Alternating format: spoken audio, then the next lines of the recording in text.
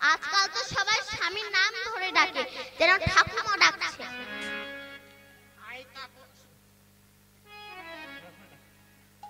যেন ঠাকুমা ডাকছে, দেখে বোঝা যায় না স্ত্রী ডাকছে না ঠাকুমা ডাকছে। যে স্বামী যার জন্য আজও ঘোমটা দেয় আমার বৃদ্ধ মায়েরা, যার জন্য শাখা পড়তে হয়, যার জন্য সিঁদুর পড়তে হয়, তার নাম ধরে ডাকতে লজ্জা করে না? দেখবেন বিয়ে হয়ে বাড়িতে যখন মেয়েরা আসে, তখন মেয়েরা কি কান্না কাঁদে না? ও বাবা গো, তুমি আমাকে ছেড়ে দিচ্ছ, আমার কি হবে? তুমি কাঁদছো, ও বাবা আমার কি হবে? দেখবেন ও যতই কাঁদে, বর কিন্তু কিছু কাঁদে না। ও হাসেও না, কাঁদেও না। যখন বাড়িতে এসেছে তখন বউটা বলছে মরণ দশা। কেন? আমি বাপের বাড়ি থেকে আসার সময় অত কান্না না কাঁদলাম, ওই আমার কান্না দেখে তো আমাকে একটু সান্ত্বনা দিলে না? ও ওই ব্যাপার। তুমি তো বাপের বাড়ি থেকে আসার সময় জীবনে একবার কেঁদেছো, তোমাকে বিয়ে করে আমাকে জনম জনম কাঁদতে হবে। সংসারটা বড় কঠিন মা, মনে হয় আনন্দ। ওই যে আটল পেতে রাখে, জানেন মাছ ধরা আটল? আটল জানেন? দেখবেন মাছ যখন আটলের ভিতরে ঢোকে, লেজ নাড়াতে নাড়াতে ঢোকে। ও জানে না আমি কোথায় যাচ্ছি, আমার পরিণতি কি তোমার ছাল ছাড়িয়ে ভেজে খাবে। সংসারটা বড় কঠিন মা। দেখুন বিষ্ণুপ্রিয়ার স্বামী ভক্তি কাকে বলে। দেহটা ভজন যোগ্য দেহ না করলে দেহ মন্দিরটা যে, আচ্ছা আমরা এই যে বাইরে যে মন্দিরগুলো দেখি, এই মন্দিরগুলো কে বানিয়েছে? একটা সাধারণ মানুষ বানিয়েছে। আর এই দেহ মন্দিরটা কে বানিয়েছে? ভগবান বানিয়েছে। বাইরে যে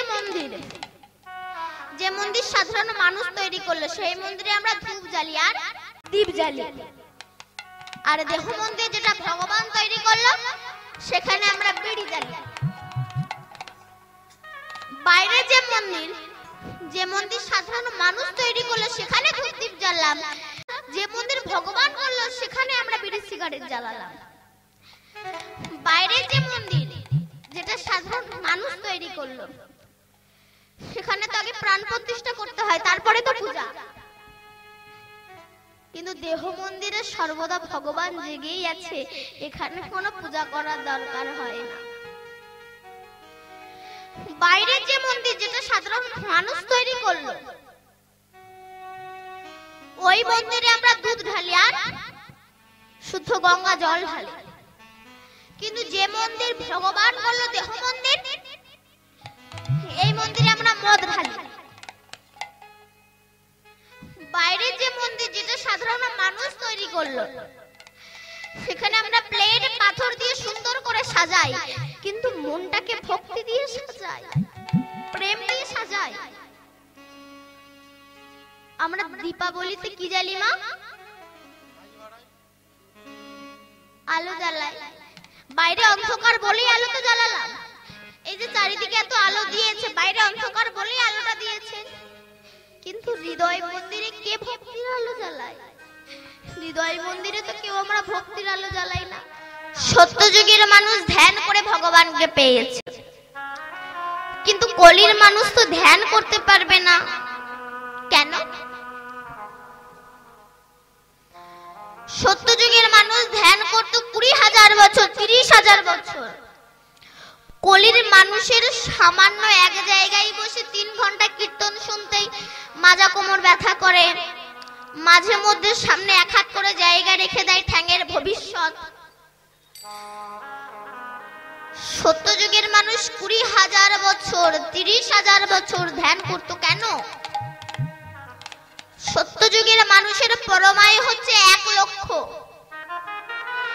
1 লক্ষ বছরের মধ্যে যদি 30,000 বছর ধ্যান করে এক্সট্রা হাতে, কত?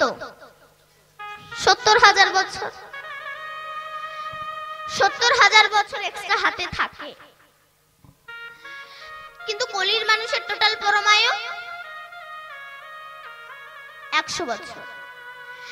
100 বছরের মধ্যে 40 বছর কুখাদ্য খেয়ে নষ্ট করে দিয়েছে, হাতে আছে 60 বছর। এই 60 বছরের মধ্যে কখন পড়াশোনা শিখবেন, কখন চাকরি করবেন, কখন বিয়ে করবেন, কখন সংসার করবেন, সময়ের বড় অভাব। তাই মহাজন বললেন কিছু নয়, হরি নাম করো। হরি বললে কৃপা হয়ে যাবে। হরি বললে শিব, দুর্গা, কালী, লক্ষ্মী কিছুই ভজন করতে হবে না। কেন? মা কালী ইনিও ভগবানকে ভজনা করেন। কেমন? একদিন স্বামী বিবেকানন্দ ইনি মনে মনে ভাবছেন, আমি তো রামকৃষ্ণদেবের পরম ভক্ত, আবার রামকৃষ্ণদেব মা কালীর ভক্ত, মা কালী আবার কৃষ্ণের ভক্ত, আবার কৃষ্ণ হচ্ছে, কৃষ্ণের গুরুদেব হচ্ছে শ্রীমতী রাধা ঠাকুরানী। তা আমি তো সারা পৃথিবী পর্যটন করলাম, বৃন্দাবনে আমার যাওয়া হলো না, আমি একটু বৃন্দাবনে যাব। উনি বৃন্দাবনে এসে রাধা রানীর কৃপা পাওয়ার জন্য রাধা কুণ্ডের জলে নেমে, উপরে একটা বহির্বাস ছিল, ভেতরে একটা কৌপিন পড়া ছিল, ওই বহির্বাসটা খুলে রেখে রাধা কুণ্ডের জলে নেমে স্নান করে আর হারাধে হারাধে বলে কাঁদে। আর রাধা কুণ্ডের যে মাটি, সেই মাটি তুলে নিয়ে নিজের সর্বাঙ্গে মাখে। কেন? বিবেকানন্দ জানেন বছর বছর তিথিতে পরম পরম বৈষ্ণবের আগমন এখানে হয়।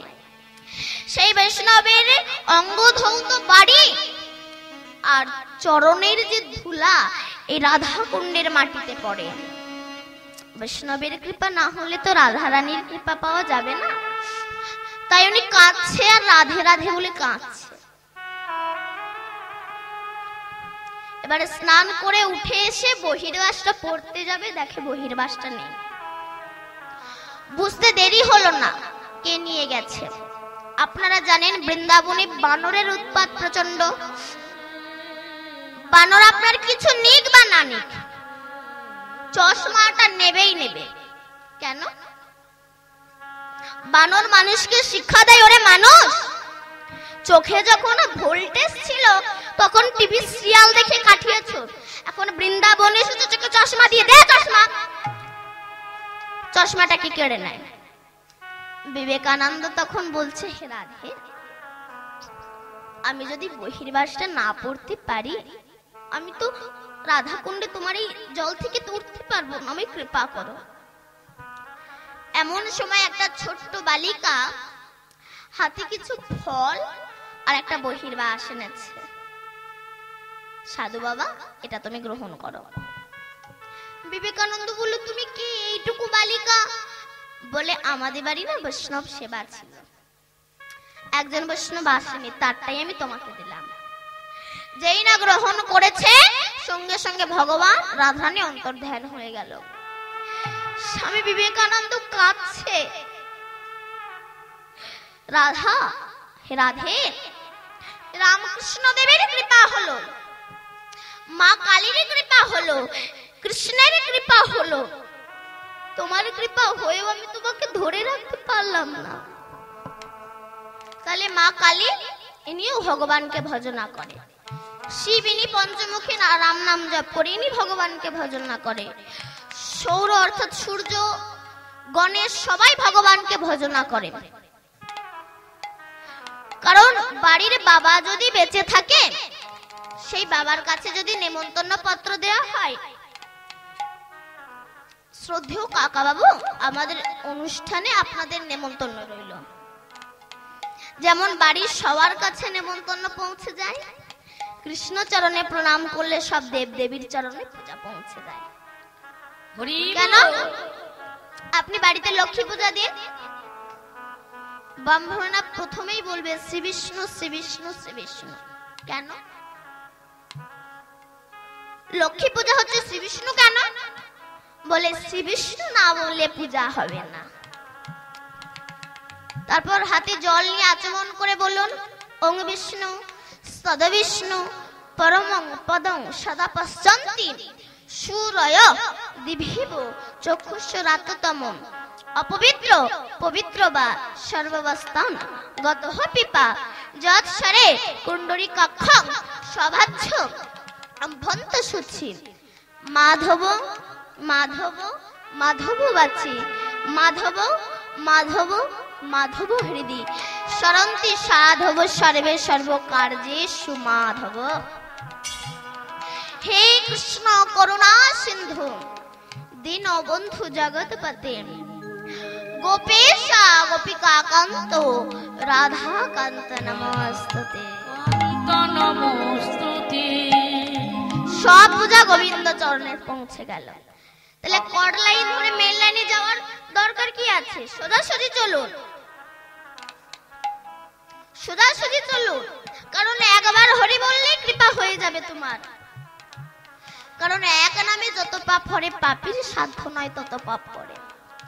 আবার বলছেন, কোটি জন্ম যদি করো নাম সংকীর্তন তবু না মিলিবে ব্রজের ব্রজেন্দ্র নন্দন। কেন? কোটি জন্ম নাম সংকীর্তন করলে কেন ব্রজের ব্রজেন্দ্র নন্দনকে পাবো না?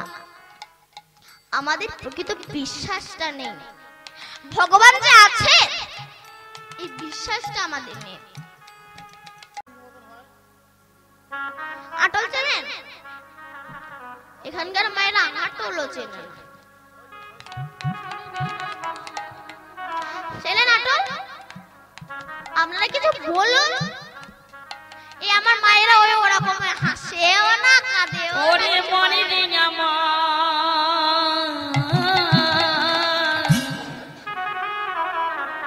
সময় গেলি সাধু হবে না। ওরে মনে নেই আমার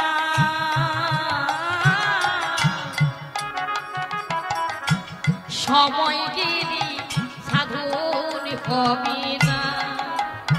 ওরে মন রে আমার হরি বল হরি বল। আরে সময় গেলে সাধন হবে না। জানো নাম খালে বিলে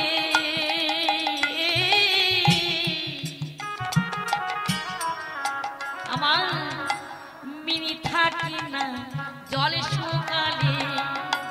তুমি জানো না খালে বিলে রাধে থাকে নামি জল শুকালে। আরে কি হবে তো অবগিলে